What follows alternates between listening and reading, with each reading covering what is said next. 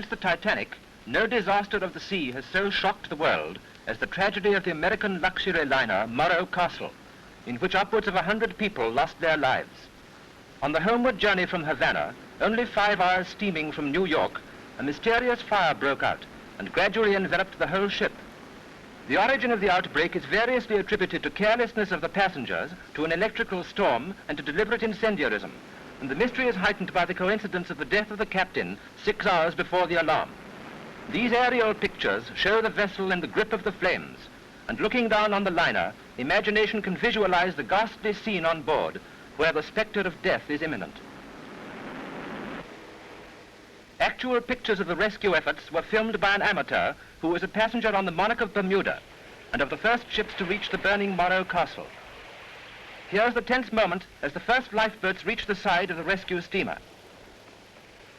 The fire was at its worst as the maker of these pictures leant over the rail with his small hand camera to record the appalling scene.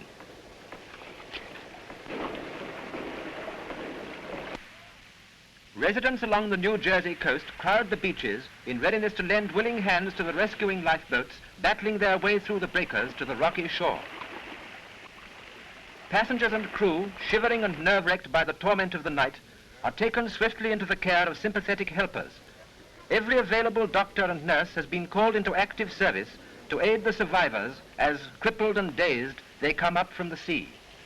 All through the day, the toil goes on, in ceaseless effort to ease the pain of the body and give new life to the tortured mind. The coastwise steamer Andrea F. Luckenbach brings in 22 survivors. And police board her and carry off the rescued, mostly women suffering from shock and cold. I was in the water for about an hour, I guess, and I don't know what time the boat sunk. I don't know. In the confusion and excitement, my wife must have went over the rail. I haven't seen her since. I don't know whether she's alive or not.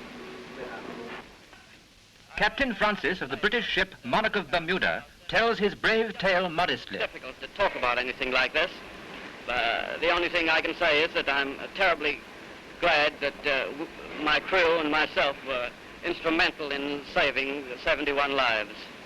I really haven't any more to say, only I do hope I never see another sight like that as long as I'm going to see. Take a retrospective glance at the Morro Castle as she looked in Havana harbor, before passing to the last scene of her gutted hulk beached off Asbury Park, New Jersey, where the morbidly curious have come in their thousands to behold the grim spectacle. Lifeboats that were never launched hang from her davits, charred and twisted by the fury of the blaze. Nothing is left but the skeleton of the once luxurious liner. Here you get an idea of the inferno still raging in the hold of the vessel. Note how the waves, breaking on the hot plates of the ship, send up a cloud of steam at every contact.